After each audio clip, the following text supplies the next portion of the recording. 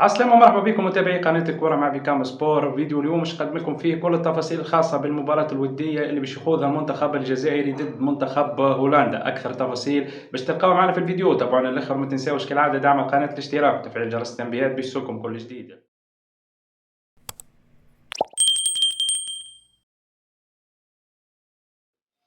تنطلق مباراة المنتخب الجزائري والمنتخب الهولندي الودية على الساعة 7:45 بتوقيت تونس، الجزائر والمغرب. ملعب روتردام يحتضن اللقاء باش يكون منقول بصفة مباشرة على القناة الجزائرية الأرضية الأولى، وهذا تردد القناة.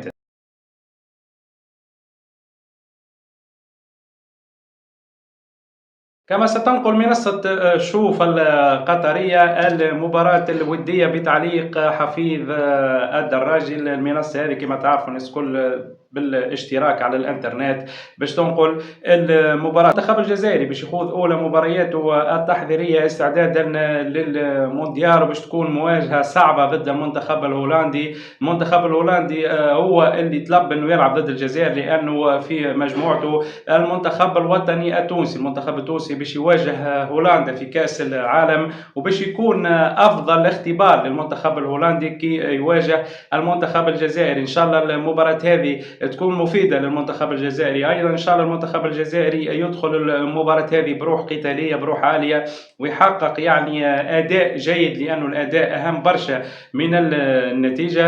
ان شاء الله المنتخب الجزائري يخرج بفائده كبيره كما قلنا من المباراه هذه. حظ موفق للمنتخب الجزائري الشقيق في مباراته الوديه اليوم، وحظ موفق ليه كذلك في المونديال، المشاركه الموندياليه للمنتخب الجزائري. ان شاء الله المنتخبات العربيه الكل، نحكي على تونس، الجزائر، المغرب، مصر، الاردن، السعوديه، يعني قطر، الاكيبات الكل او المنتخبات الكل المشاركه تقوم بمونديال محترم، مونديال مشرف لكره القدم العربيه.